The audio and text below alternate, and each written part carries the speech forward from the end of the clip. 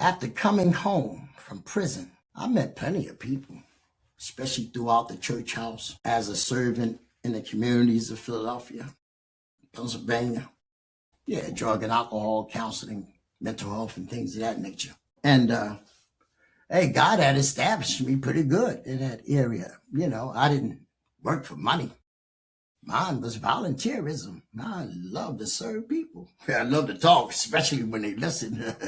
But I, throughout that time, I met these three young ladies, and all three of them, they had some kind of respect for me. And I'm going to tell you, all three of them, when I cried and started looking for a wife, when I started looking for a wife, I told each one of those women that I was looking for a wife. They started looking for me a wife. One of them eventually, wanted to slay me. The other one thought that maybe I was looking for some kind of light-skinned person. Yeah, well, I don't know. Or they began to look for me, a wife that would fit me. But early on, there was one, just like 2002, I'm 2 years out, that told me about my wife, the one that I married, Tamika, in 2002. I didn't marry Tamika till 16. So she told me about Tamika back then, because people, or, some young men, they was saying the same thing. You should have a good wife. So, but I wanted to tell you about that those three women afterwards, they probably thought, oh, I've heard, they expressed that they should have been seeking me for themselves. But that's the after coming home and doing what God would ask me to do. And that is respect women.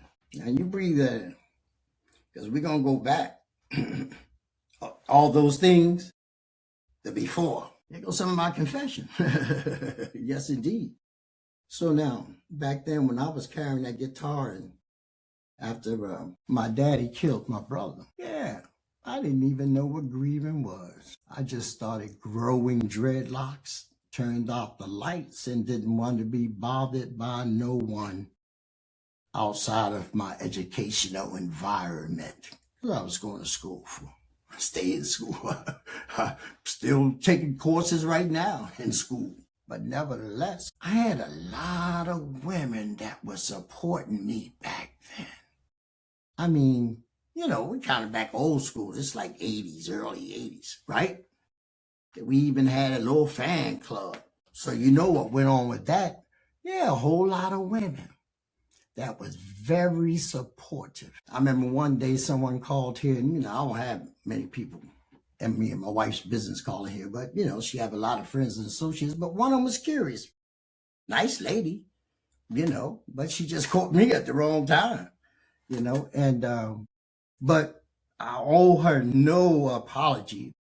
She says she listens in. Here's the explanation. Yeah, women. Always had respect for them. My older sister taught me very well. But nevertheless, all those women dealing with, when you get into the book, there's names. I ain't got no numbers and all that stuff, but I'm just saying, yeah, all that stuff would be inside of there. That's all those things. But I want to get to this point. When you go to prison, all you young people that decide you want to do those things that may lead you there, people will forget about you. I mean, forget about. Stand there too long and see who's going to be there when you get back. Man, I didn't get a biscuit. I didn't get a homemade meal. Welcome home. Where'd that come from?